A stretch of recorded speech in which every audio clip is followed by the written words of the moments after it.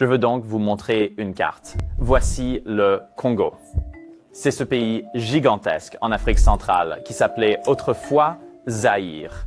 Et ce qui est fou à propos de cela, que je n'avais jamais vu auparavant, c'est que si vous cartographiez toutes les mines au Congo, cela ressemble à ça. Et toutes celles-ci sont des mines de cobalt. Le cobalt. Oui, le cobalt. C'est quelque chose qui n'était pas du tout important auparavant, mais qui est maintenant très important. Et c'est sur cela que je me concentre ici. Ce sont des mines de cobalt.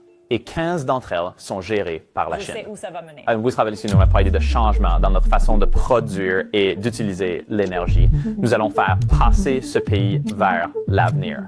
Cela signifie que nous utilisons de nouveaux matériaux, des matériaux comme le cobalt. Alors la question est, qui va contrôler ces nouveaux minéraux précieux à l'avenir et comment vont-ils utiliser ce contrôle? C'est parce que le cobalt est dans les batteries de voitures électriques et plein Oui, d'autres bingo. Les batteries de voitures électriques. C'est ce que tout le monde s'efforce de comprendre et de produire davantage. Je veux dire, regarde ce graphique de la demande pour les véhicules électriques au fil du temps. Et elle explose, littéralement. La raison pour laquelle je vous montre tout cela, c'est que vous êtes une personne de technologie. Vous pensez à ces choses.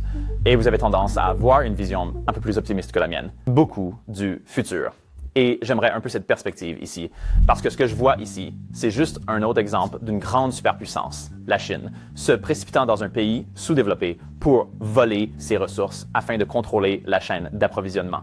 Et pour être honnête, je pensais que la révolution de l'énergie propre serait vraiment impressionnante. Je ne sais pas, différent de ça, je ne m'attendais pas à ça.